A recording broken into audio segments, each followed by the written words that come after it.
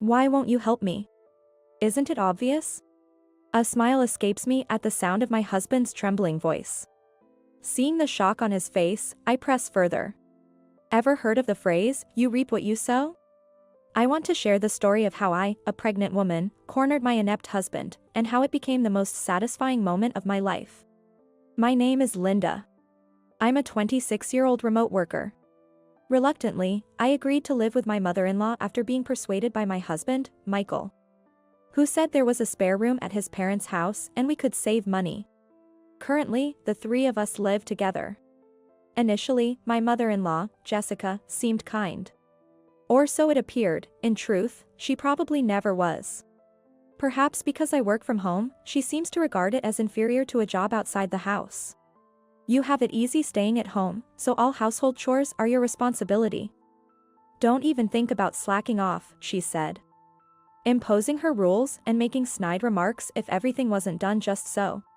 Being competitive, I hated being belittled with, can't you even do this much, and did the chores begrudgingly, always having been more efficient than most. It took me just 3 months to anticipate her complaints and retort with, I've already taken care of that, much to her displeasure. She redirected her tactics to interfere with my work. Knocking during work hours, she'd say things like, you missed a spot on the stove, or, I want to eat pork for dinner, so please go buy some pork. Over trivial matters. When I wear headphones and decide to ignore her, the knocks turn into pounding, as if she's hitting the door. Continuing to ignore her would lead her to barge in. When confronted by an irate her asking why I wasn't responding, calmly replying, I didn't hear you, or can it wait? Only showed her self-centeredness. When alone with Michael, I pleaded for him to do something, only to be met with a dismissive laugh and, that's remote work for you. Mom will understand if you explain properly, he said, suggesting I handle it myself. Work is work, whether at home or elsewhere. Deadlines won't wait. At my breaking point, I firmly told her, please don't disturb me while I'm working. I'll attend to your needs later. Only for her to become infuriated. How dare you? Putting household chores second. A woman's first duty are household chores. I won't allow such selfishness. Can't you consider my situation? Do you think someone who can't even fulfill her duties as a wife has the right to say that? I'm not neglecting the housework. It's just impossible to work with constant interruptions, I explained. All I hear is, disturbance this, disturbance that. What a cold-hearted daughter-in-law. The conversation was so frustrating, it gave me a headache. Out of desperation, I put a lock on the door to physically keep her out, which led to Jessica making a scene at dinner. Michael, Linda is being awful. She put a lock on the door to keep me out. After enduring Jessica's ridiculous complaints and offering my rebuttal, Michael's response was lackluster. Putting a lock on the door might be too much. Mom just wants to rely on you a bit. You have time to listen to her, right? With a sigh, Michael took Jessica's side. I'm sorry, but I really don't have the time, I responded, only to be met with his displeased frown. Jessica's whining voice saying, that's terrible, was grating, making me feel nauseous. Although putting the lock on helped me get back on track with work, the lack of support from my husband only increased my distrust. Days later, the nausea persisted, and my health worsened. Suspecting something more, I took a pregnancy test, which came back positive. Realizing the nausea wasn't caused by Jessica but was due to pregnancy was a relief. When I told Michael, who had been in a bad mood, his demeanor instantly changed for the better. When he smiles and gently strokes my belly, I can't help but feel good. His offer to help, saying, is there anything I can do, made me realize he probably had no idea what to do. But I appreciated his concern nonetheless. Meanwhile, Jessica's jealousy of our couple-like interactions intensified her harassment. You know child-rearing is a woman's job, so don't think you can take advantage of Michael's kindness, she would say whenever he went to work. In my time, slacking off wasn't allowed. Even with morning sickness, I didn't suffer as much. It's all about mindset. Enough with the coddling. She followed me around, criticizing my actions and not letting me rest. When you're in this state during pregnancy, whether it's stress or not, I worry about the future. It might be best if I take care of the grandchild when it's born, Jessica said during dinner. Being emotionally unstable, I found myself shouting. The cause of my stress is you, Jessica. Well. What a thing to say. Jessica turned her gaze towards Michael. Wandering aimlessly, Michael said in a feeble voice. Mom means well for you, you shouldn't speak to her like that. As expected, Michael was on Jessica's side. The shock of being betrayed by a seemingly kinder Michael was significant. I wondered if I could even raise a child in this environment. For the first time, the thought of divorce crossed my mind. 3 months passed, the morning sickness subsided, and my emotional instability returned to normal, but Jessica's attitude remained unchanged. She was relatively quiet in front of Michael, but she became emboldened when he turned a blind eye.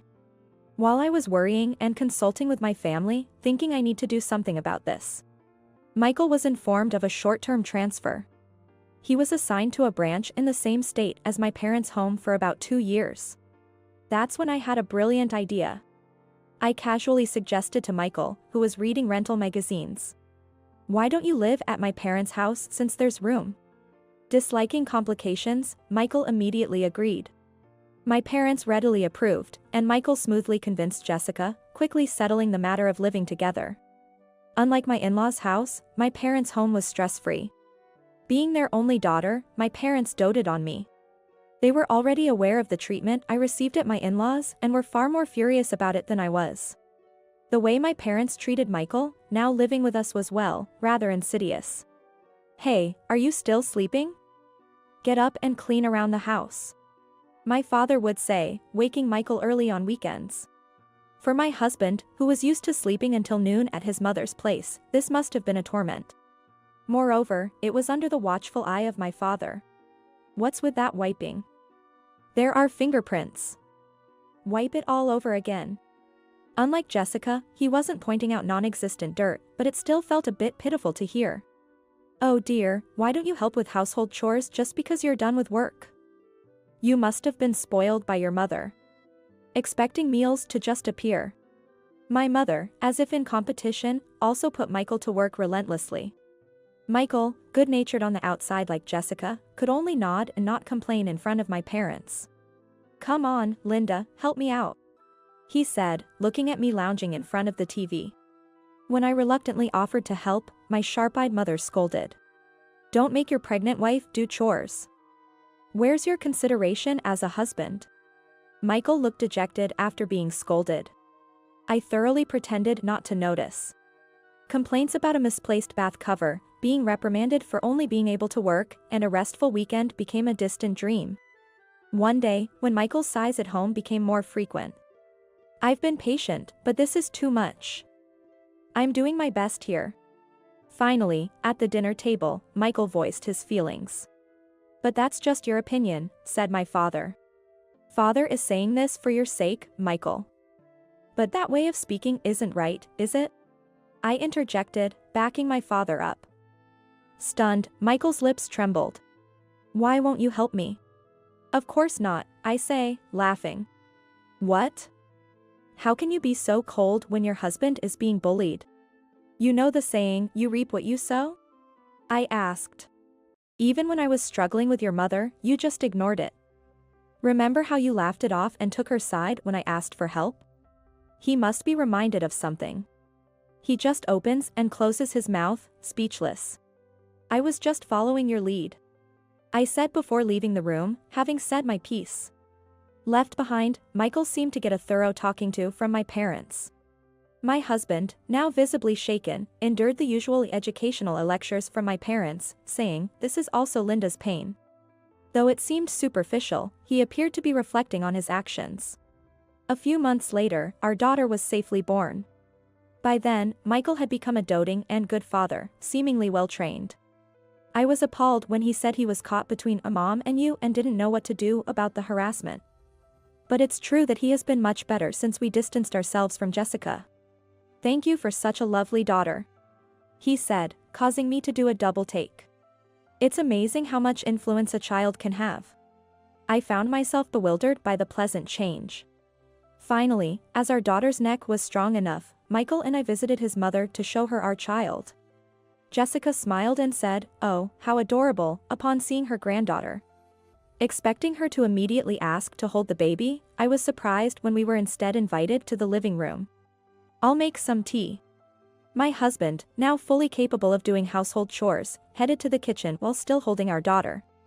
Laughing, I said, "Michael just can't bear to be apart from his daughter," which drastically changed Jessica's expression. "What's so funny? Making your husband do such disgraceful things." "Excuse me?" "He is pathetic. Getting all excited just because a daughter was born. He wanted to keep the baby's gender a surprise until birth. But I should have insisted on testing. A girl, what a disappointment." Jessica's expression was one of utter disdain. Testing. What would she have done if she knew it was a girl from the beginning? I was speechless with horror. "You really are a useless wife. Don't expect me to dote on a daughter. I won't bother with her." Just as Jessica said that inside, the living room door opened. "Mom, I can't forgive what you just said," Michael stated firmly, causing her to go pale. "Michael, I didn't mean. I treasure my daughter. I've realized how inadequate I've been. Linda is too good for me. Please apologize to her." "I won't. I'm not in the wrong. It's this insolent wife of yours." "Fine. The moment you said we should have tested, I thought you were out of your mind. Come on, Linda, let's go home." Michael reached out to me. "No, Michael, please." Jessica's demeanor was that of a woman being abandoned. I stood up, taking my husband's hand. "Just so you know, I won't let my family live with you anymore. I'm terrified of what you might do." Michael quietly declared our estrangement. My parents, having overheard everything, were surprised by Michael's stance. My father, slightly disgruntled, muttered, "Our guidance must have worked," while my mother openly rejoiced. While Michael has indeed changed, I'm not fully ready to trust him yet, and forgiveness won't come easily. But part of me is glad he stood up to Jessica so firmly. I plan to keep an eye on my husband's future actions. As for Jessica, she seems unrepentant, still trying to send apologies to my husband.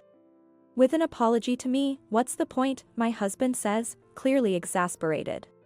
He's declared that even if we had a son, he would never allow Jessica to meet him.